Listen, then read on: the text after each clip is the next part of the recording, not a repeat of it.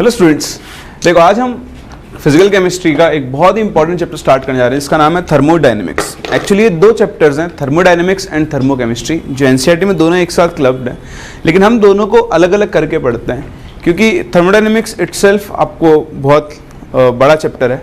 इसमें आप बहुत सारी चीज़ें सीखने वाले हो। फिजिकल केमिस्ट्री के सबसे इंपॉर्टेंट चैप्टर्स के अंदर है थर्मोडायनेमिक्स। अगर आप फिजिकल केमिस्ट्री में इंपॉर्टेंट चैप्टर्स का नाम लो तो उसमें आता है ionic equilibrium, thermodynamics, electrochemistry. Important का सिग्निफिकेंस क्या होता है? देखो इंपॉर्टेंट का सिग्निफिकेंस यहाँ पर ये है, ऐसा नहीं है कि सिर्फ इन तीन ही चैप्टर से क्वेश्चन आते हैं। क्वेश्चन तो हर चैप्टर से आते हैं, लेकिन these are the most logical chapters of physical chemistry. और अगर आपके पॉइंट ऑफ व्यू से इंपॉर्टेंट की बात करूँ तो मैक्सिमम स्टूडेंट्स को ये चैप्टर बहुत डिफिकल्ट लगते हैं। ये चैप्टर डिफिकल्ट नहीं है। इन चैप्टर के अंदर क्या होते हैं, छोटी छोटी चीज़ें मिक्स होती जाती हैं, है ना, छोटे छोटे टॉपिक्स होते हैं, वो क्लब होते जाते हैं, इस हिसाब से चैप्टर बड़ा हो जाता है। और होता है क्या, जब इसके क्वेश्चन आते हैं उसमें दो तीन कंसेप्ट एक साथ हमेशा अप्लाई होते हैं, तो इस वजह से लोगों को इसके क्वेश्चंस क्या करते हैं, डिफिकल्ट लगते हैं। लेकिन बहुत सिंपल सी चीज़ है। देखो अगर आप थर्मोडायनेमिक्स को बिल्कुल बेसिक लेवल से पढ़ो, हर एक चीज़ को समझने की कोशिश करो और टाइम टू टाइम अपने क्वेश्चंस करते रहो, तो आपको इस चैप्टर में कोई दिक्कत नहीं आने वाली है। तो स्टार्ट करते हैं विद आवर चैप्टर थर्मोडायनेमिक्स। सबसे पहले इसका इंट्रोडक्शन, नाम से पता लग रहा है थर्मो मतलब हीट, एनर्जी, है ना, हीट नहीं बोल के एनर्जी बोलते हैं बेसिकली हम। तो थर्मो मतलब एनर्जी और डायनेमिक्स मतलब मूव कर रही है। तो यहाँ पर क्या होता है, इस चैप्टर के अंदर हम लोग क्या पढ़ेंगे, किसी भी प्रोसेस के अंदर कहाँ पर किस प्रोसेस में कितनी एनर्जी जा रही है, कितनी एनर्जी आ रही है, वो सारी चीज़ें हम लोग कहाँ पर डील करेंगे, थर्मोडायनेमिक्स के अंदर डील करेंगे। जैसे आप देखो कि पेट्रोल का कंबस्टन होता है, आप एक लकड़ी को जलाते हो तो हीट रिलीज होती है, तो कितनी लकड़ी को जलाने पर कितनी हीट रिलीज हुई, उस हीट के रिलीज होने पर क्या होता है, सिस्टम में एक्सपेंशन हो सकता है, कंप्रेशन हो सकता है, मतलब जो सराउंडिंग जो एनवायरनमेंट है आसपास का, वहाँ पर गैसेज एक्सपैंड हो सकती है, वर्क हो सकता है। तो बहुत सारी चीज़ें हम यहाँ पे सीखेंगे।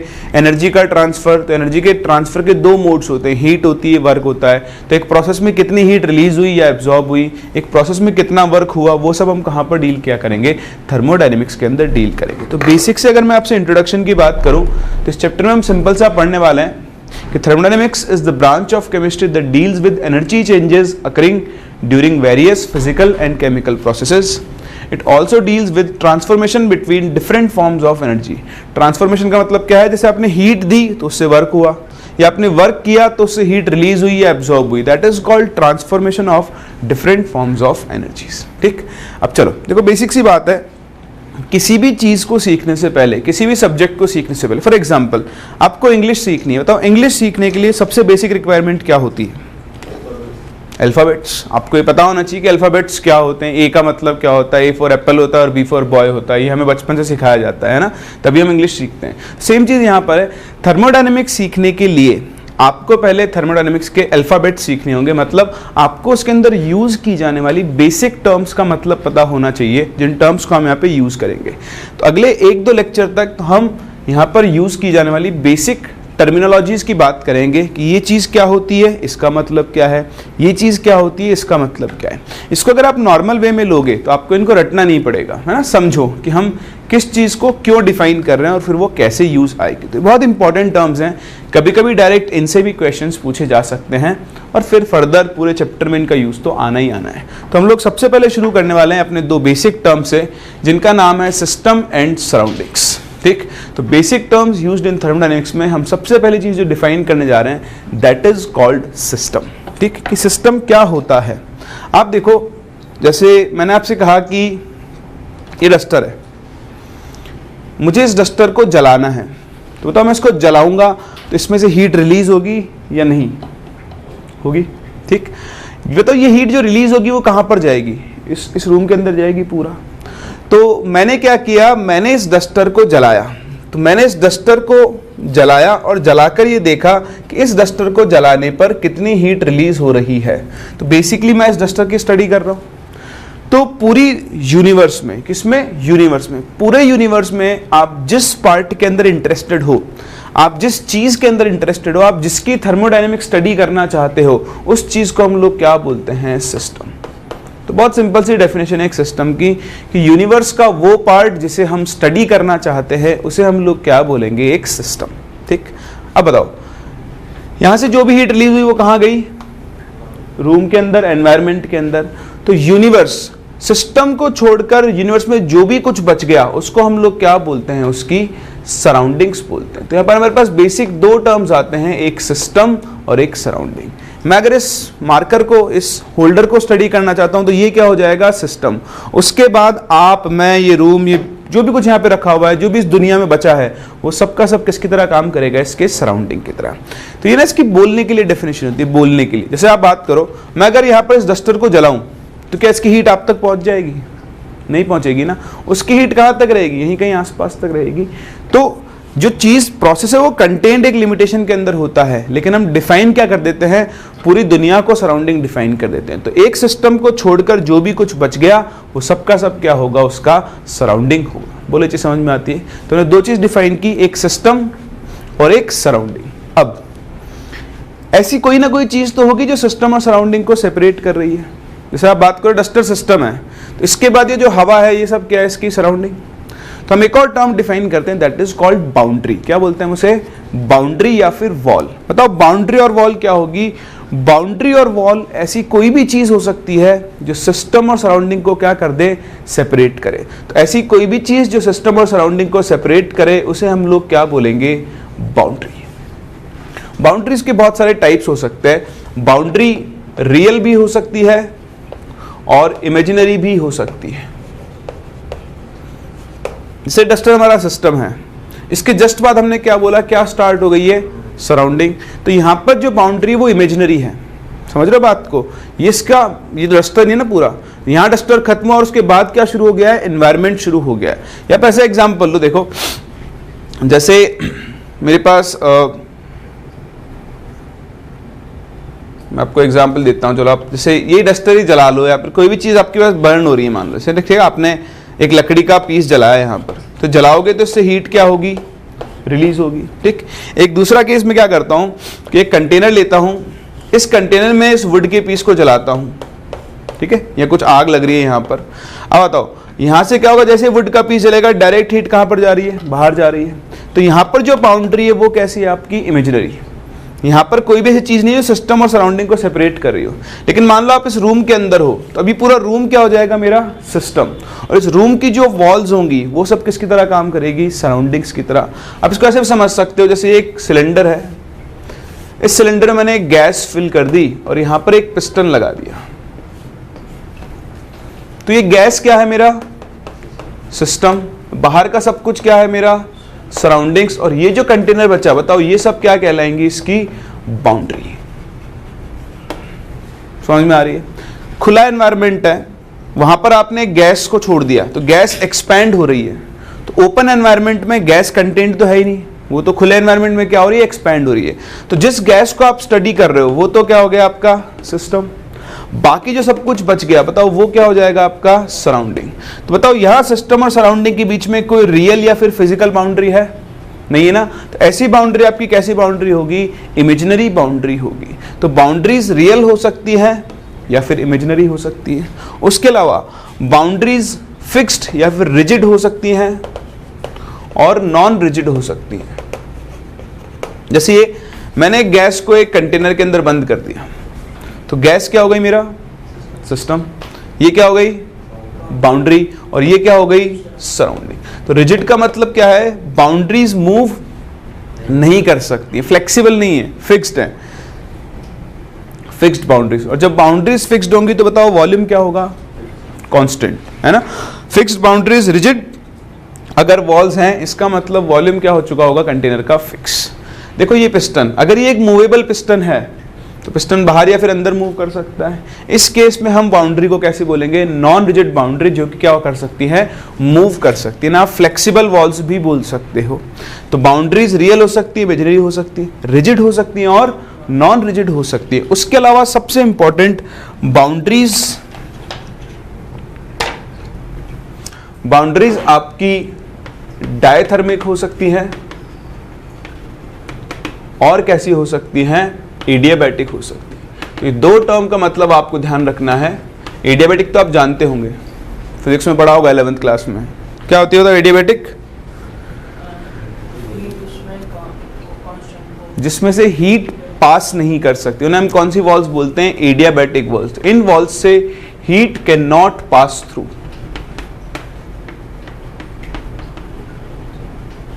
और डायथर्मिक वॉल्स कौन सी होती है? जिनके थ्रू हीट पास हो सकती है। ये आप ध्यान रखना, कभी कभी क्वेश्चंस में टर्म अभी लिखवा दूंगा मैं सब आपको, ठीक है, सब आपके पास लिखवा मिल जाएगा, चिंता मत करो, बस समझ लो चीजों को। तो डायथर्मिक क्या होती है? जिनके थ्रू हीट पास कर सकती है। आप सिंपल वन वर्ड में बोलो तो these are conductors of heat. ऐसी वॉल्स जो हीट को कंडक्ट करती है उन्हें हम डायथर्मिक बोलेंगे, और जो हीट को कंडक्ट नहीं करती उन्हें हम क्या बोलेंगे? एडियाबैटिक वॉल्स बोलेंगे। आई बात समझ में? तो आओ एक एक करके सबकी डेफिनेशन की बात करते हैं। सबसे पहले हम डिफाइन करते हैं सिस्टम को। What is system? System is the part of universe which is taken into consideration for thermodynamic investigation. ठीक, तो जिसको हम पढ़ना चाहते हैं उसे तो हम क्या बोलते हैं? सिस्टम। ठीक, नेक्स्ट इज, प्रॉब्लम आ गई है कुछ, चलो आप ये तो लिखो, प्रॉब्लम दूर करते हैं। फिर देखो, सिस्टम के बाद हम बात करते हैं सराउंडिंग्स की। तो सराउंडिंग्स हमने डिस्कस किया, यूनिवर्स को छोड़ने के बाद दुनिया की जो भी चीज बच गई उन सबको हम किसके अंदर काउंट करते हैं?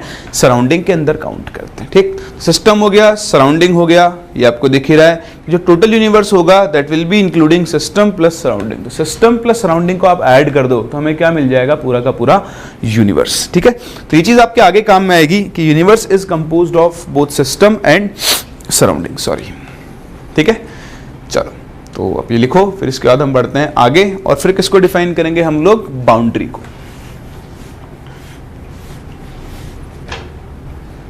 चले, चलो देखो, नेक्स्ट इज बाउंड्री या फिर वॉल्स। जैसा हमने देखा, कैसी कोई भी चीज जो सिस्टम और सराउंडिंग को सेपरेट करती हो उसे हम लोग क्या बोलते हैं? बाउंड्री। ठीक, पहली चीज।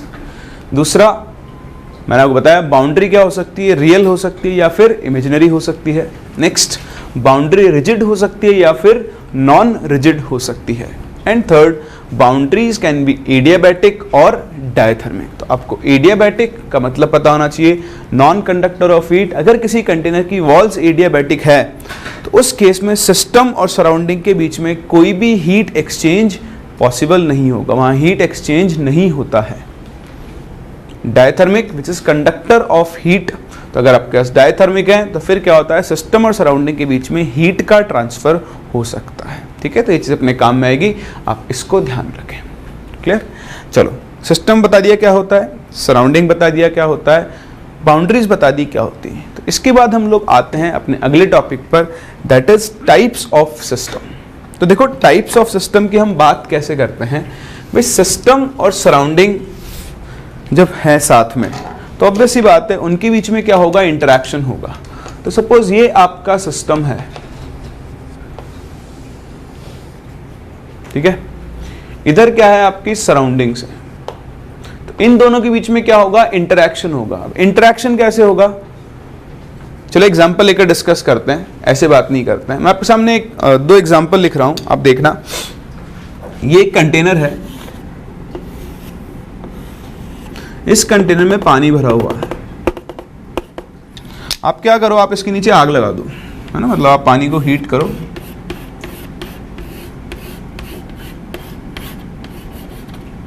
ठीक है, फिर इसका लिड नहीं है, यहाँ पे ओपन है। फिर ऐसे आप दूसरा कंटेनर लो, उस पर एक लिड लगा दो और इसको हीट करो। ठीक, बताओ दोनों के अंदर क्या डिफरेंस है? यहां पर भी वही पानी भरा हुआ है, कोई अलग चीज नहीं भरी हमने।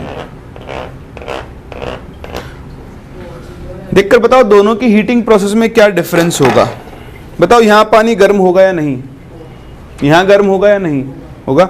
यहां मैंने कुछ नहीं बोला है, डायथर्मिक वॉल से मानकर चलना, वॉल्स एडियाबैटिक नहीं है। ठीक, तो यहां पानी गर्म होगा, यहां पानी गर्म होगा। तो यहां जो पानी गर्म होगा वो कहां जाएगा? उड़ेगा ऊपर, ऊपर उड़ के कहां चला जाएगा? बाहर एनवायरनमेंट के अंदर। देखो, इसको हम हीट कर रहे हैं, ये तो मेरा क्या हो गया? सिस्टम। बाकी दुनिया की बाहर की सारी चीज क्या हो गई? सराउंडिंग। बताओ बर्नर किस में काउंट होगा? सिस्टम में, सराउंडिंग में? सराउंडिंग में। सिस्टम तो सिर्फ कौन है? वाटर, जिसे आप क्या कर रहे हो? हीट कर रहे हो, जो एनर्जी लेगा देगा, जिसको आप स्टडी कर रहे हो। तो बताओ, ये जो हीट आ रही है इस वाटर के पास बाहर से आ रही है, बताओ सिस्टम और सराउंडिंग के बीच में एनर्जी का ट्रांसफर हो रहा है या नहीं हो रहा है? अच्छा, आपको पता है एनर्जी के कितने मोड्स होते हैं एनर्जी ट्रांसफर के?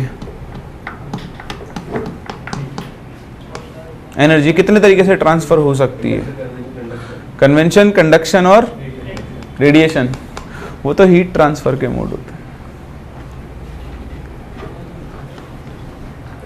हीट कंडक्शन के थ्रू जा सकती है जो दिन भर जाती है, रेडिएशन के थ्रू जा सकती है जो सूरज से आती है, कन्वेक्शन के थ्रू भी जा सकती है। तो हीट ट्रांसफर के मोड में तो बात कर रहा हूँ एनर्जी के ट्रांसफर मोड्स कितने हैं। पढ़ा है आपने, मतलब बचपन में पढ़ा है, बड़े होकर भी पढ़ा है, 11th की फिजिक्स में भी पढ़ा है। वर्क एंड हीट, एनर्जी दो तरह से ट्रांसफर हो सकती है, या तो वर्क की फॉर्म में या फिर हीट की फॉर्म में। तो यहां पर आप देखो हीट ट्रांसफर हो रही है, मतलब इन दोनों के बीच में क्या ट्रांसफर हो रही है? एनर्जी ट्रांसफर हो रही है। अच्छा बताओ, अगर पानी की वेपर्स यहां से सराउंडिंग में जाएंगी तो पानी का अमाउंट उतना ही रहेगा या कम होगा? कम होगा। इसका मतलब वाटर मॉलिक्यूल्स यहां से सराउंडिंग में ट्रांसफर हो रहे हैं, इसको हम बोलते हैं मैटर ट्रांसफर। ठीक, तो देखो यहां पर क्या है, सिस्टम और सराउंडिंग के बीच में एनर्जी भी ट्रांसफर हो रही है और मैटर भी ट्रांसफर हो रहा है। अगर आप यहां पर आओ, बताओ यहां पर एनर्जी ट्रांसफर होगी या नहीं होगी? बताओ मैटर ट्रांसफर होगा या नहीं? नहीं। तो यहां पर सिर्फ एनर्जी का ट्रांसफर हो रहा है, मैटर का ट्रांसफर नहीं हो रहा है।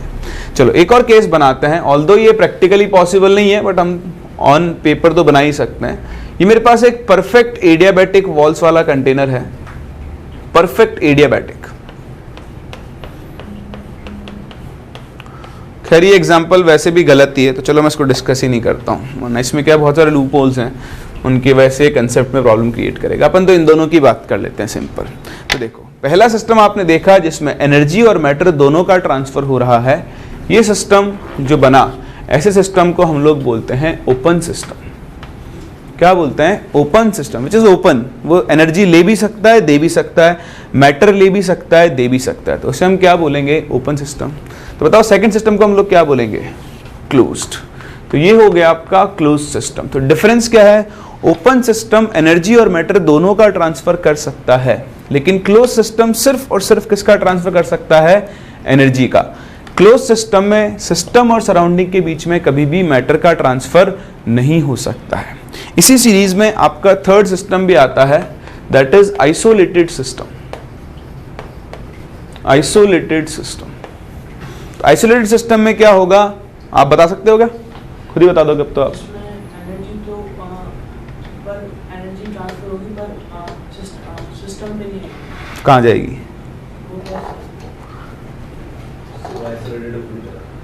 आइसोलेटेड मतलब क्या है उसका आइसोलेटेड होने का? क्या फर्क नहीं पड़ेगा? क्या फर्क पड़ रहा है सराउंडिंग से? सिंपल है ना यार, ओपन वो हुआ जो दोनों ट्रांसफर कर रहा है, क्लोज हुआ जो एक ट्रांसफर कर रहा है दूसरा। तो आइसोलेटेड क्या होगा? जो ना एनर्जी ट्रांसफर करे। आइसोलेटेड का मतलब क्या है? सेक्लूडेड, बिल्कुल अलग, सबसे अलग, इसका किसी से कोई इंटरेक्शन ही नहीं है। तो आइसोलेटेड क्या होगा? जो ना तो एनर्जी ट्रांसफर करे ना ही आपका मास ट्रांसफर करे। ऑल्दो देखो प्रैक्टिकल लाइफ में आपको आइसोलेटेड सिस्टम का कोई एग्जांपल नहीं मिलेगा एज सच, लेकिन अभी भी आपने सीखा यूनिवर्स। बताओ यूनिवर्स किस किस से मिलकर बना है? सिस्टम और सराउंडिंग को हम यूनिवर्स बोलते हैं। तो बताओ, अगर सोचना, थोड़ा सा इमेजिनेशन वाला पार्ट है, अगर मैं पूरे यूनिवर्स को ही सिस्टम मान लूं तो बताओ यूनिवर्स के बाद क्या है? कुछ भी नहीं। तो क्या इससे इंटरेक्ट करने के लिए इसकी कोई सराउंडिंग है? समझ रहे मेरी बात को? अगर मैंने पूरे यूनिवर्स को ही सिस्टम मान लिया, मैं पेपर पे तो मैं कुछ भी मान सकता ना बैठ के, तो अगर मैंने पूरे यूनिवर्स को ही सिस्टम मान लिया तो बताओ उसके बाद क्या कुछ और बचेगा? नहीं बचेगा ना। तो अगर यूनिवर्स सिस्टम है तो उसकी इंटरेक्शन के लिए कोई सराउंडिंग नहीं है, तो फिर बताओ ये किसकी तरह काम कर रहा होगा? एक आइसोलेटेड सिस्टम की तरह काम कर रहा होगा, क्योंकि ना तो ये किसी से एनर्जी ट्रांसफर कर सकता है, ना ही ये किसी से मैटर ट्रांसफर कर सकता है। बोलो बात समझ में आती है? तो ये तीन तरह के आपके सिस्टम होते हैं। आओ एक एक करके हम इन सबको डिफाइन करते हैं। So depending on exchange of energy and matter between system and surroundings, system can be classified as first open system, a system which can exchange both energy and matter with its surroundings. ठीक। Second is closed system, a system which can exchange only energy with its surroundings. और आप चाहो तो यहाँ पे एक चीज़ और लिख देना, no exchange of matter is possible.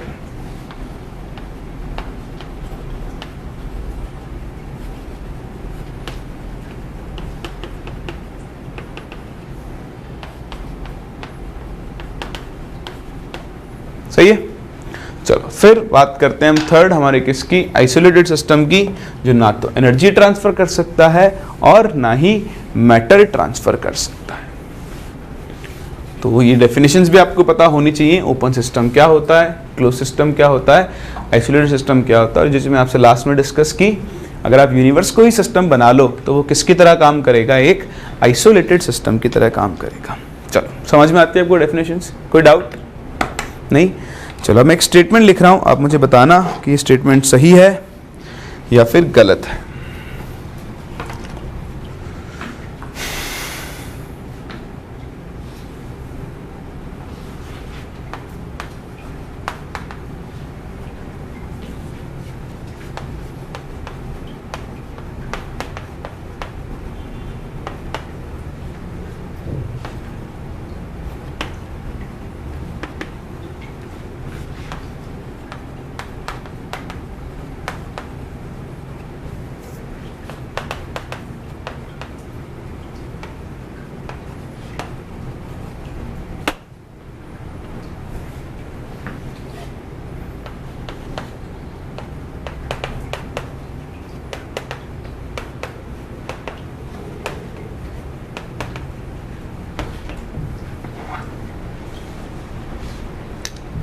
आपको बताना है कि ये स्टेटमेंट सही है या फिर गलत है। बहुत आराम से पढ़ो।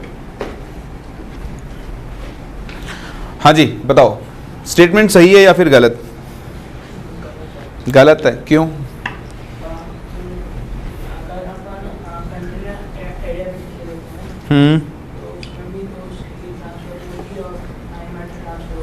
तो फिर आइसोलेटेड हो गया ना वो। तो अगर परफेक्ट एडियाबैटिक है, मान लो परफेक्ट एडियाबैटिक है, 100% प्रोटेक्शन ऑफ हीट है, हीट ना आ सकती ना जा सकती है, मान लिया ना अपने, थ्योरेटिकली मान रहे हैं, तो ले लेगा तो आइसोलेटेड नहीं होगा ना। तो थोड़ा सा और क्लैरिफाई कर देते हैं।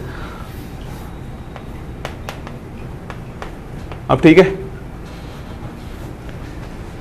एक्सचेंज में देना लेना दोनों आ जाता है ना। हाँ जी अब बताओ, आइसोलेटेड है, सही है, कोई दिक्कत नहीं है। देखो ये बहुत, मैंने भी थोड़े पहले डिस्कस भी किए थे, हिंट इसीलिए दिया था मैंने आपसे भी पूछा था, बताओ एनर्जी ट्रांसफर के कितने मोड्स हो सकते हैं? दो, हीट और वर्क, दोनों एनर्जी की फॉर्म्स हैं। यहां पे सिर्फ क्या लिखा हुआ है? हीट। एक सिस्टम अगर सराउंडिंग से हीट ले रहा है और नहीं ले रहा, मतलब ले रहा दे रहा नहीं है, और मैटर भी नहीं ले रहा दे रहा है, तो वो आइसोलेटेड सिस्टम नहीं होगा। उसके साथ साथ भाई हीट नहीं बोलते, हम क्या बोलते हैं? एनर्जी। अगर यहाँ पर एनर्जी लिखा हुआ होता, देखो ये आपको कंफ्यूज करने के लिए बहुत है, इसमें मिस्टेक आप आराम से करके आओगे। अगर मैं यहाँ एनर्जी लिखता तो ये स्टेटमेंट बिल्कुल सही था और ये सिस्टम कैसा होता? आइसोलेटेड सिस्टम होता। लेकिन इसने सिर्फ क्या लिखा है? हीट। ठीक है, हीट नहीं ले दे सकता लेकिन वर्क तो कर सकता है। तो अगर सिस्टम वर्क करेगा, जैसे मान लो मैं आपको एग्जांपल दूं, ये एक परफेक्ट एडियाबैटिक सिलेंडर है, परफेक्ट एडियाबैटिक, 1% भी लीकेज नहीं है हीट का इसके अंदर। इसी में एक परफेक्ट एडियाबैटिक पिस्टन भी लगा हुआ है और यहाँ पर एक गैस रखी हुई है। अब आप देखो, ना तो हम इस गैस को हीट दे सकते, ना ही ये गैस सराउंडिंग को हीट दे सकती, तो हीट का एक्सचेंज तो जीरो है। लेकिन आप मुझे बताओ, अगर मैं इस पिस्टन को अंदर कंप्रेस करूं तो क्या इस गैस के ऊपर वर्क होगा? आप गैस को कंप्रेस कर रहे हो तो आप गैस पे वर्क कर रहे हो। तो अगर आप वर्क कर रहे हो तो एनर्जी क्या हो रही है? ट्रांसफर हो रही है। और अगर एनर्जी ट्रांसफर हो रही है तो फिर वो सिस्टम आइसोलेटेड सिस्टम नहीं होगा। वो कैसा सिस्टम कहलाएगा इस कंडीशन में? क्लोज्ड सिस्टम कहलाएगा। तो ये आप ध्यान रखना, इसमें आप मिस्टेक करोगे ही करोगे, जैसे अभी आपने की। तो कभी भी ऐसा स्टेटमेंट मिल जाए तो पहले पढ़ लेना कि एनर्जी ट्रांसफर बोल रहा है या फिर हीट ट्रांसफर बोल रहा है। तो आप इसका आंसर भी लिख दें साथ में कि answer is no, system is not isolated as heat transfer या heat exchange is not possible, but energy can be exchanged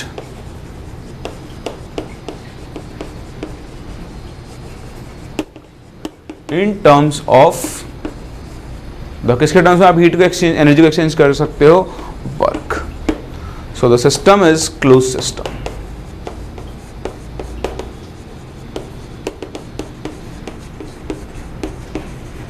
इस तरह के सिस्टम को हम आइसोलेटेड सिस्टम नहीं बोलेंगे, इसको हम कौन सा सिस्टम बोलेंगे, क्लोज्ड सिस्टम बोलेंगे। ठीक है, तो छोटी सी चीज है, ओपन सिस्टम, क्लोज सिस्टम और आइसोलेटेड सिस्टम के बारे में जो आप लोगों को सीखनी चाहिए। चलो जी, तो हमने अपने पहले बेसिक टर्म्स डिफाइन कर दिए हैं। सिस्टम क्या होता है, सराउंडिंग क्या होता है, बाउंड्री क्या होती है, और सिस्टम को हम कितने टाइप्स में क्लासिफाई कर सकते हैं। अब हम मूव करते हैं एक और बहुत इंपॉर्टेंट प्रॉपर्टी के ऊपर। ये प्रॉपर्टीज में भी जनरली आपको बहुत दिक्कत आती है। दिक्कत इसलिए आती है क्योंकि आप इनकी डेफिनेशंस को रट लेते हो। रटो मत, समझो, फिर उसी के हिसाब से हिसाब लगाओ कि जो प्रॉपर्टी आपके सामने लिखी हुई है आप उसको कैसे आइडेंटिफाई कर सकते हो। These properties are extensive and intensive properties. तो हमें डिस्कस करना है कि एक्सटेंसिव प्रॉपर्टीज क्या होती है, किन किन प्रॉपर्टीज को हम एक्सटेंसिव की कैटेगरी में रख सकते हैं। फिर हम बात करेंगे इंटेंसिव प्रॉपर्टीज की कि किन प्रॉपर्टीज को हम इंटेंसिव प्रॉपर्टीज की कैटेगरी में रख सकते हैं और क्यों। चलो देखो, बहुत आसान होता है, ध्यान देना। हम एक्सटेंसिव और इंटेंसिव प्रॉपर्टीज को डिफाइन कैसे करते हैं। अगर मुझे कभी भी कोई एक्सटेंसिव या इंटेंसिव प्रॉपर्टी डिफाइन करनी है तो उसके लिए हम सबसे पहले एक क्लोज्ड सिस्टम लेते हैं। क्या लेते हैं? क्लोज्ड सिस्टम लेते हैं।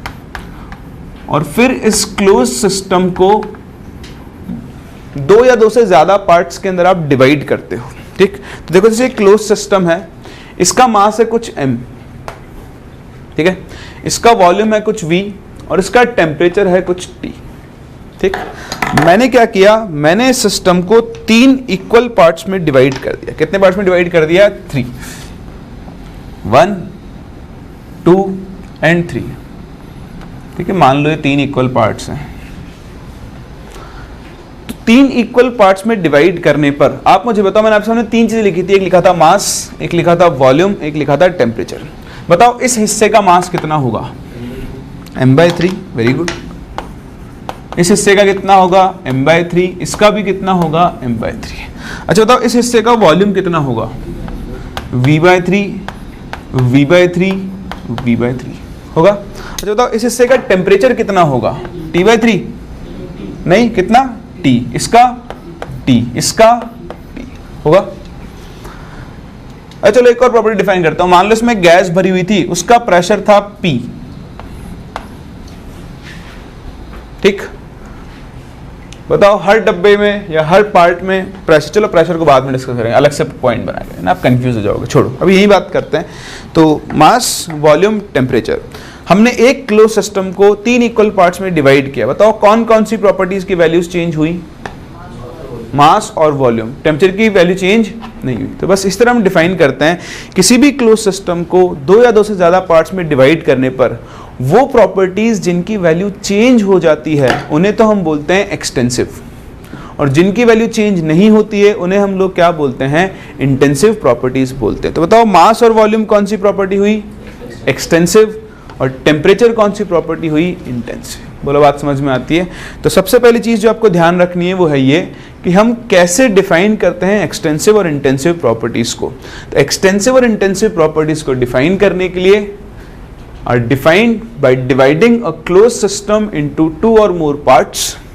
The properties which change are extensive and the properties which do not change are called intensive properties. समझ में आया?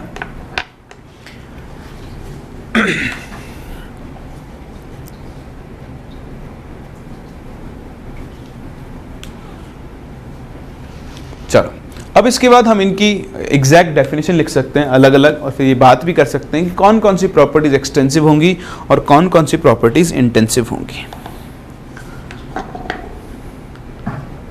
सबसे पहले हम बात करते हैं एक्सटेंसिव प्रॉपर्टीज की। तो जैसे मैंने आपको बताया, वो प्रॉपर्टीज जो चेंज नहीं हो रही। अब आप देखो, तो मास 1/3 क्यों हो गया? उसको 3 इक्वल पार्ट में डिवाइड किया था, तो उसमें जितना भी मैटर होगा वो भी कितने पार्ट्स में डिवाइड हो चुका होगा? 3। मतलब एक्सटेंसिव प्रॉपर्टीज वो होती हैं जो amount of matter present in the system और साइज ऑफ सिस्टम पे डिपेंड करती है। सिस्टम में मैटर जितना ज़्यादा होगा एक्सटेंसिव प्रॉपर्टी की वैल्यू भी क्या होगी, उतनी ही ज़्यादा। सिस्टम का साइज जितना बड़ा होगा एक्सटेंसिव प्रॉपर्टी की वैल्यू भी क्या होगी, उतनी ही ज़्यादा। तो एक्सटेंसिव प्रॉपर्टीज को हम कैसे डिफाइन करते हैं, देखो, the properties of system which depend on the amount of substance present in the system and size of the system are called extensive properties. ठीक, तो ऐसी कोई भी प्रॉपर्टी जो साइज ऑफ सिस्टम और उसमें present amount that is mass of system या matter के मास के ऊपर डिपेंड करती है, उन्हें हम कौन सी प्रॉपर्टीज बोलते हैं, एक्सटेंसिव। ठीक है, अब चलो एग्जांपल्स डिस्कस करना शुरू करते हैं। आप मुझे बताओ कौन कौन सी प्रॉपर्टीज एक्सटेंसिव हो सकती है। दो तो आपके सामने, एक मास एक वॉल्यूम, और कोई सोच सकते हो आप, खुद से सोचो। लेंथ, लेंथ भी साइज ऑफ सिस्टम पे डिपेंड करेगी। एरिया, सिस्टम जितना बड़ा होगा उसका एरिया भी क्या होगा, उतना ही ज्यादा होगा। और बोलो, और सोचो। सरफेस एरिया, एरिया की चीज हो गई।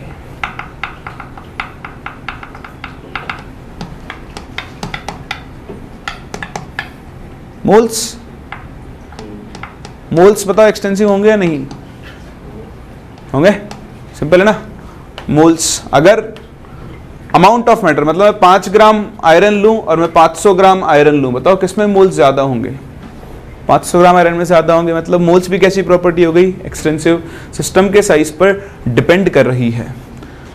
रेजिस्टेंस, रेजिस्टेंस होगा नहीं होगा, होगा। रेजिस्टेंस लेंथ ऑफ कंडक्टर पे डिपेंड करता है ना।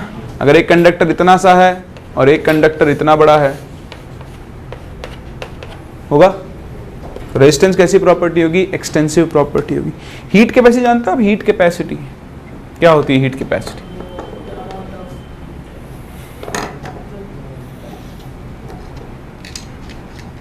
बताओ भाई। हीट कैपेसिटी कम हो जाएगी, क्यों? कम ज़्यादा तो बात ही नहीं कर रहे ना, अपन तो पूछ रहे हैं हीट कैपेसिटी, मतलब सिस्टम की साइज बढ़ेगी या नहीं, इतना सा पूछ रहे हैं। मतलब चेंज होगी या नहीं होगी, बढ़ भी सकती है कम भी हो सकती है, होगी चेंज, क्यों? फील आ रही है अंदर से, हैं? देखो हीट कैपेसिटी, नाम से पता लग रहा है, हीट कैपेसिटी, हीट को स्टोर करने की कैपेसिटी। अब बहुत सिंपल से टर्म्स में बात करो, एक्चुअली तो ये फिजिक्स के टर्म्स हैं, अभी हम इनको भी डिफाइन करेंगे आगे चलकर, बट सिंपल देखो आप, हीट कैपेसिटी, हीट कैपेसिटी क्या होती है, किसी भी चीज की हीट को स्टोर करने की कैपेसिटी। मेरे पास एक ये आयरन का ब्लॉक है और मेरे पास एक ये आयरन का ब्लॉक है ना। मैं इसकी टेक्निकल डेफिनेशन की बात करता हूँ, तो नॉर्मल टर्म्स में बात करते हैं। बताओ इन दोनों में से किसकी हीट को स्टोर करने की कैपेसिटी ज्यादा होगी, बड़े वाले को। क्यों? साइज बड़ा है, इसमें नंबर ऑफ Fe एटम ज्यादा हैं, तो वो हीट को स्टोर भी क्या कर सकते हैं, ज्यादा। तो बताओ ये साइज ऑफ मैटर पे डिपेंड कर रही है या फिर नहीं? ठीक, इसका मतलब एक ऐसी प्रॉपर्टी है, एक्सटेंसिव। अच्छा बताओ, एक और टर्म होता है स्पेसिफिक हीट कैपेसिटी, ये तो आप जानते होंगे शायद, इसको हम सी से लिखते हैं, इसको हम क्या होती है स्पेसिफिक हीट कैपेसिटी, नहीं पता? Heat capacity is the heat capacity, actually specific heat capacity is the heat capacity per unit mass।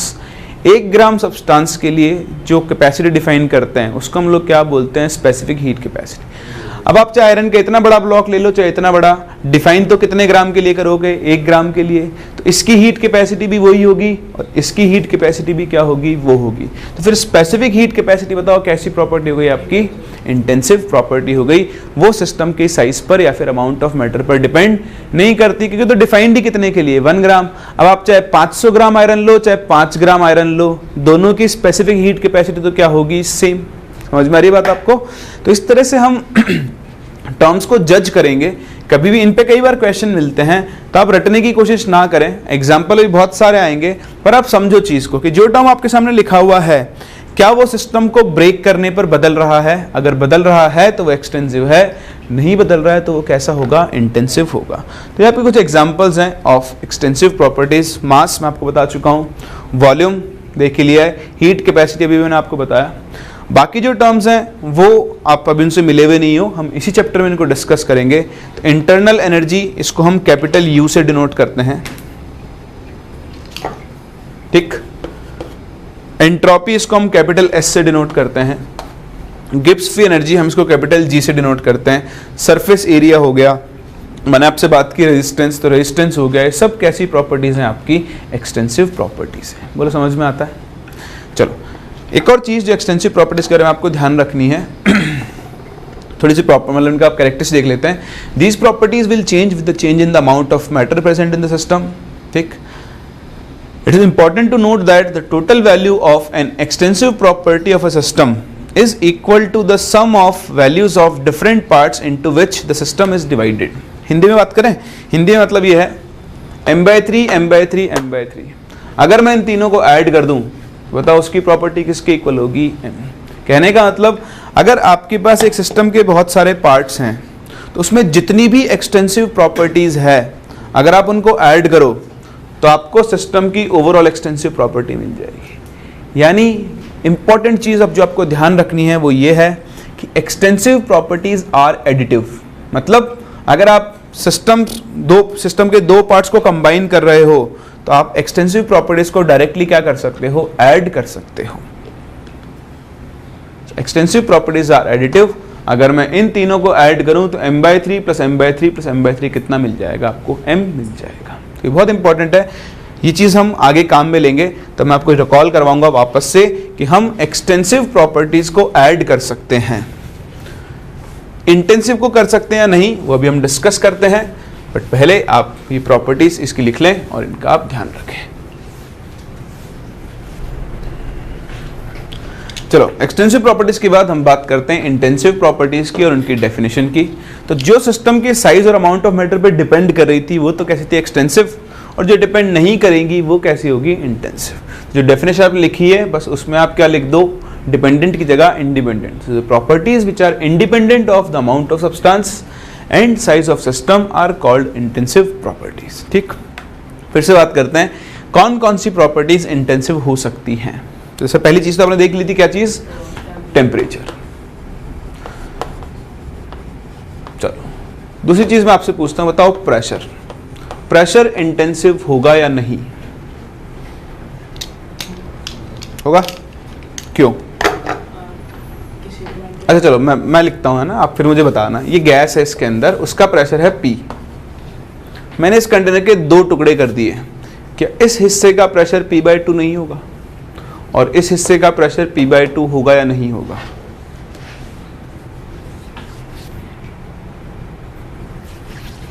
हाँ आराम से दिमाग लगाओ, आराम से, कोई जल्दी नहीं है हमें, ऐसे ही सीखोगे आप।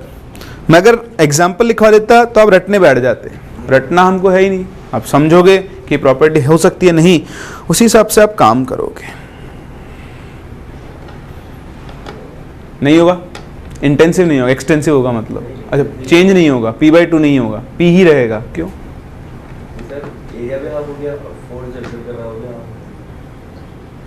एरिया हाफ हो गया, फोर्स हाफ हो गया। कैसे?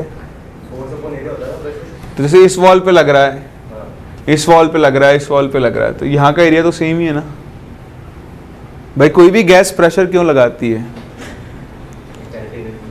इसके मॉलिक्यूल्स कंटेनर की वॉल से कंटिन्यूसली कोलाइड करते रहते हैं, तो वॉल्स तो आधी नहीं हुई ना। खैर बोल सकते हो ऐसे भी, पर एग्जैक्ट वो इसका एक्सप्लेनेशन नहीं लग रहा मुझे कि फोर्स हाफ अपन दिखाएंगे कैसे कि फोर्स हाफ हो गया, एरिया भी हाफ हो गया, ओवरऑल एरिया तो हाफ हो ही गया है। सही कह रहे हो, ये भी सही है कि फोर्स हाफ हो गया, एरिया हाफ हो गया। या और अच्छी तरीके से समझने की कोशिश करें, बताओ किसी भी गैस के लिए आप प्रेशर जब कैलकुलेट करते हो तो उसका फॉर्मूला क्या होता है? nRT/V होगा। बताओ टेम्परेचर तो चेंज होगा ही नहीं, आपको पता ही, आधा कर दूंगा तो।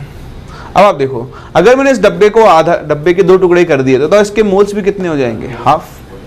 और बताओ वॉल्यूम भी कितना हो गया? हाफ। 2 से 2 कैंसिल। बताओ प्रेशर फिर से क्या आ गया? सेम। तो दिखने में लगता है कि प्रेशर हाफ हो गया होगा, लेकिन एक्चुअली प्रेशर हाफ नहीं हुआ है। प्रेशर अब भी क्या रहेगा? सेम। मतलब प्रेशर कैसी प्रॉपर्टी है? Intensive property. आपने जो बोला वो बिल्कुल सही है कि pressure is equals to force upon area है, पर इसको ना हम अभी थोड़ी देर बाद डिफाइन करेंगे, उससे आपको ज़्यादा अच्छा क्लियर होगा। हम एक प्रॉपर्टी पढ़ेंगे, उसके बाद वहाँ से भी हम इसको डिफाइन कर सकते हैं। ठीक, क्योंकि यहाँ सबको नहीं दिखेगा कि प्रेशर और फोर्स और एरिया दोनों हाफ हो चुके हैं, तो आपको ओवरऑल देखना पड़ेगा, भाई ओवरऑल डब्बे को आधा कर दिया तो जितना फोर्स लग रहा था वो भी आधा हो चुका होगा, और जो टोटल एरिया है वो भी क्या हो चुका है आपका, हाफ हो चुका है। चलो जी आगे बढ़ते हैं, और बताओ आप मुझे डेंसिटी। अगर मैं गैस के 2 टुकड़े कर दूं तो क्या इस पार्ट की डेंसिटी d/2 और इसकी भी d/2 होगी? डेंसिटी तो क्या रहेगी, सेम। बहुत सिंपल है ना यार, आप देखो पानी ले लो एक कंटेनर में, उसके 2 टुकड़े कर दो, तो कैसे कि ऊपर वाले हिस्से की डेंसिटी बदल जाएगी और नीचे वाले की बदल जाएगी? नहीं बदलेगी ना। अगर टेम्परेचर सेम है तो डेंसिटी भी क्या रहेगी, सेम। आप इसको ऐसे समझ सकते हो, डेंसिटी का फॉर्मूला क्या होता है, मास अपॉन वॉल्यूम। 2 टुकड़े किए तो मास भी आधा, वॉल्यूम भी आधा, फिर से डेंसिटी क्या रहेगी, सेम। मतलब डेंसिटी भी कैसी प्रॉपर्टी हो गई, इंटेंसिव प्रॉपर्टी हो गई। मोलैरिटी, कंसंट्रेशन, एक्सटेंसिव होगी या इंटेंसिव? इंटेंसिव। क्यों? Again moles upon volume, moles आधे वॉल्यूम आधा, फिर से कोई चेंज नहीं होगा। मोलैरिटी यानी कंसंट्रेशन भी कैसी प्रॉपर्टी हो गई, इंटेंसिव। स्पेसिफिक हीट कैपेसिटी,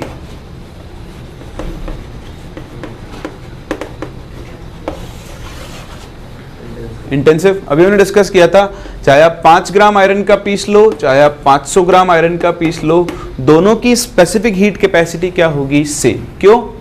क्योंकि वो तो कितने के लिए डिफाइंड होती है, 1 ग्राम के लिए डिफाइंड होती है। ठीक है, अब इसको एक और तरीके से डिस्कस करेंगे जब हम इंटेंसिव प्रॉपर्टीज की कुछ इंपॉर्टेंट प्रॉपर्टीज को डिस्कस करेंगे। तो ये आपके सामने एग्जाम्पल है, कभी भी आपके सामने कोई टर्म लिखा हुआ आए, आप खुद से जज करो, रटे हुए एग्जाम्पल से मत बात करो। ये देखो कि क्या ये प्रॉपर्टी सिस्टम का साइज बदलने पर बदलेगी, अगर बदली तो एक्सटेंसिव, नहीं बदली तो ये कैसी प्रॉपर्टी होगी, इंटेंसिव। तो ये आपके सामने कुछ एग्जाम्पल्स हैं इंटेंसिव प्रॉपर्टीज के। प्रेशर, डेंसिटी, टेम्परेचर, विस्कोसिटी, है ना। आप शहद के एक कंटेनर के 2 टुकड़े कर दो, दोनों की विस्कोसिटी क्या रहेगी, same. Surface tension, same. Refractive index में इस बोर्ड के 50 टुकड़े भी कर दूं तो भी 50 के 50 टुकड़ों का रिफ्रैक्टिव इंडेक्स क्या आने वाला है, सेम आने वाला है। ईएमएफ, ये आप ध्यान रखना, this is called electromotive force. क्या बोलते हैं हम इसको, इलेक्ट्रोमोटिव फोर्स। ठीक है, ये आपके इलेक्ट्रोकेमिस्ट्री चैप्टर में बहुत काम में आएगी, तो इसको तो आप रट ही लेना। Electromotive force, EMF of a cell हमेशा कैसी प्रॉपर्टी होती है, एक इंटेंसिव प्रॉपर्टी होती है। केमिकल पोटेंशियल, ये भी इसी के तरह है, मतलब ईएमएफ की तरह ही है। नेक्स्ट इज स्पेसिफिक हीट, लिख दिया है इसमें, this is specific heat capacity, वो भी कैसी होगी आपकी, इंटेंसिव प्रॉपर्टी। लिस्ट खत्म नहीं होती, लिस्ट बहुत बड़ी है, बहुत सारी प्रॉपर्टीज को आप इंटेंसिव प्रॉपर्टीज के टर्म्स में लिख सकते हो। आगे बढ़े,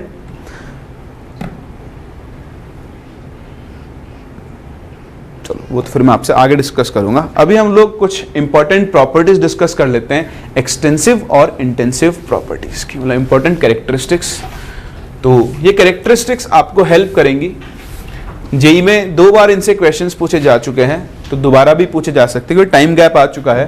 जहाँ तक मुझे याद है 2003 या 5 के बीच में क्वेश्चन पूछा गया था एक्सटेंसिव इंटेंसिव प्रॉपर्टीज पे, तो दोबारा भी आपसे पूछा जा सकता है। ठीक, तो देखो सबसे पहली property, if A and B are 2 extensive properties, then A upon B and DA upon DB will be intensive। ठीक, तो एक साथ सब कुछ ही आगे सामने है ना, फिर मिस्ट्री वो नहीं रहेगा, क्या बोलते हैं, सस्पेंस बोलते हैं ना अपन, एक एक चीज को डिस्कस करेंगे। तो ध्यान देना, अगर A और B 2 एक्सटेंसिव प्रॉपर्टीज है, A भी एक्सटेंसिव है और B भी एक्सटेंसिव है, ये बहुत इंपॉर्टेंट है, बहुत काम में आएगा आपके। तो आप चाहे A अपॉन B लिख लो या फिर आप DA अपॉन DB लिख लो, दोनों ही कैसी प्रॉपर्टी होंगी, इंटेंसिव। तो 2 एक्सटेंसिव प्रॉपर्टीज का रेशियो हमेशा क्या होती है, इंटेंसिव प्रॉपर्टी होती है। फॉर एग्जांपल बताओ डेंसिटी कैसी प्रॉपर्टी थी, इंटेंसिव। डेंसिटी का फॉर्मूला क्या होता है, मास अपॉन वॉल्यूम। तो देखो ये एक्सटेंसिव, दोनों का रेशियो क्या आ चुका है, इंटेंसिव आएगा। आपने डिस्कस किया था प्रेशर, बताओ प्रेशर का फॉर्मूला क्या होता है, या तो आप फोर्स अपॉन एरिया लिख लो या फिर आप मोल्स अपॉन वॉल्यूम लिख लो। तो moles upon volume into RT, तो ये तो कांस्टेंट है।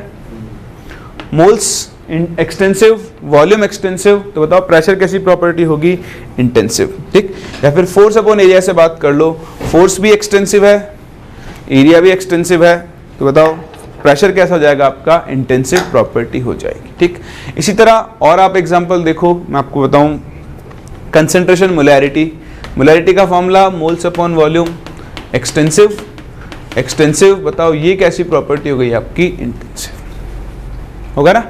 तो इस तरह से आप क्या कर सकते हो, प्रॉपर्टीज को एक्सटेंसिव और इंटेंसिव की कैटेगरी के अंदर डिवाइड करते हो, और दो एक्सटेंसिव प्रॉपर्टीज का रेशियो हमेशा कैसी प्रॉपर्टी आएगी, इंटेंसिव। ठीक है, अभी मैंने बोला फोर्स, एक्चुअली आप फोर्स को कैटेगराइज नहीं करते हो एक्सटेंसिव इंटेंसिव प्रॉपर्टीज के अंदर।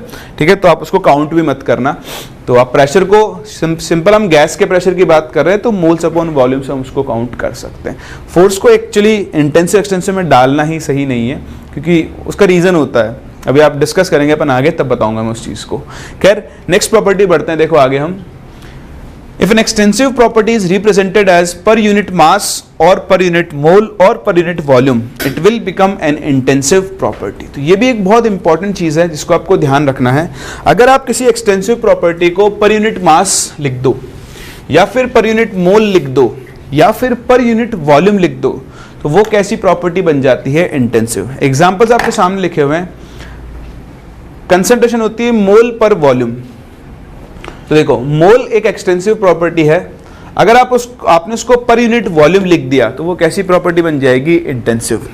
डेंसिटी, डेंसिटी क्या होती है, मास पर यूनिट वॉल्यूम, तो मास पर यूनिट वॉल्यूम आपने लिखा तो ये भी कैसी प्रॉपर्टी बन गई, इंटेंसिव। या फिर सबसे इंपॉर्टेंट स्पेसिफिक हीट कैपेसिटी, इसमें मैंने आपसे बात की स्पेसिफिक हीट कैपेसिटी क्या होती है, इसको हम डिफाइन करते हैं हीट कैपेसिटी पर यूनिट मास। तो देखो हीट कैपेसिटी कैसी प्रॉपर्टी थी, एक्सटेंसिव, उसको अगर आपने पर यूनिट मास लिख दिया तो बताओ ये प्रॉपर्टी कैसी बन जाएगी, इंटेंसिव। ठीक है, तो कभी भी किसी एक्सटेंसिव प्रॉपर्टी को अगर आप पर यूनिट मास, पर यूनिट वॉल्यूम या पर यूनिट मोल के लिए रिप्रेजेंट करो तो वो प्रॉपर्टी कैसी प्रॉपर्टी बन जाती है, इंटेंसिव। तो इसकी ये वाला एग्जाम्पल इंपॉर्टेंट नहीं है, ये तो आपको पता है। इसके जो इंपॉर्टेंट एग्जाम्पल है वो मैं आपसे डिस्कस करता हूं। देखो आप चाहो तो अपना पेज पलट कर देख सकते हो। बताओ इंटरनल एनर्जी कैसी प्रॉपर्टी थी,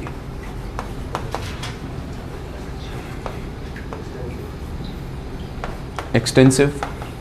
बताओ गिब्स फ्री एनर्जी कैसी प्रॉपर्टी है, कौन सी है, एक्सटेंसिव, है ना। अच्छा चलो, अब मैं क्या लिखता हूं, इंटरनल की जगह लिखता हूं मैं मोलर इंटरनल एनर्जी। तो मोलर इंटरनल का मतलब क्या होगा, बताओ, इंटरनल एनर्जी पर मोल। क्या होगा, इंटरनल एनर्जी पर मोल। तो बताओ ये कैसी प्रॉपर्टी होगी, इंटेंसिव होगी ना। अगर आप एक एक्सटेंसिव प्रॉपर्टी को पर यूनिट मोल के लिए डिफाइन करो तो वो किस में कन्वर्ट हो जाएगी, इंटेंसिव प्रॉपर्टी में कन्वर्ट हो जाएगी। सही है। गिब्स फ्री एनर्जी, इसको हम जी से डिनोट करते हैं, ये एक्सटेंसिव है। बताओ मोलर गिब्स फ्री एनर्जी क्या होगी, इंटेंसिव प्रॉपर्टी। ऐसे एक और टर्म आता है एंथैल्पी, वो भी हम पढ़ेंगे इसी चैप्टर में आगे। एंथैल्पी को हम लिखते हैं एच। बताओ अगर एंथैल्पी एक्सटेंसिव होती है, अगर एंथैल्पी एक्सटेंसिव है तो बताओ मोलर एंथैल्पी क्या होगी,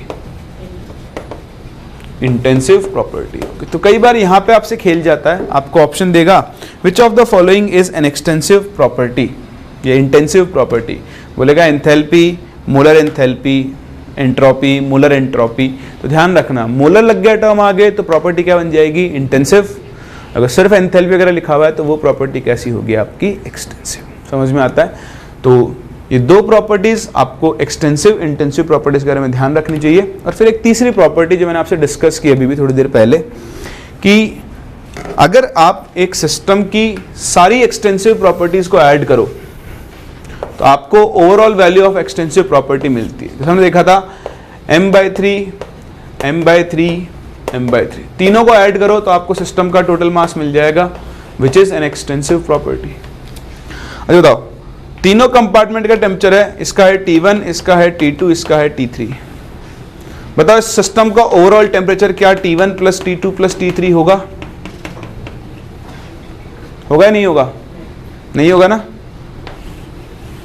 क्यों, क्योंकि टेम्परेचर कैसी प्रॉपर्टी है, इंटेंसिव। तो यहां से क्या सीखा हमने, सीखा कि भाई एक्सटेंसिव प्रॉपर्टीज तो एडिशन लॉ को फॉलो करती हैं, लेकिन इंटेंसिव प्रॉपर्टीज एडिशन लॉ को फॉलो नहीं करती हैं। Intensive properties are non additive in nature, whereas extensive properties are additive in nature. बोलो समझ में आता है? तो ये भी आप ध्यान रखें और यही अपना अगला और इम्पॉर्टेंट पॉइंट है जो यहाँ से गायब है।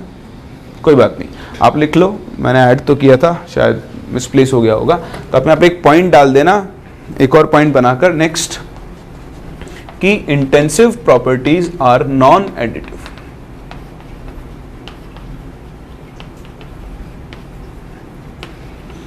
और इस चीज का भी यूज आएगा आपका इलेक्ट्रोकेमिस्ट्री में, वहां भी होगा, यहां पर भी होगा, अभी इसी चैप्टर में भी, लेकिन ये वहां पर भी बहुत काम में आता है। जब आप खैर वो पढ़ोगे जब आपको समझ में आएगा, अभी अपन कुछ नहीं बोल सकते हैं कि आप लिख के उसको छोड़ दो।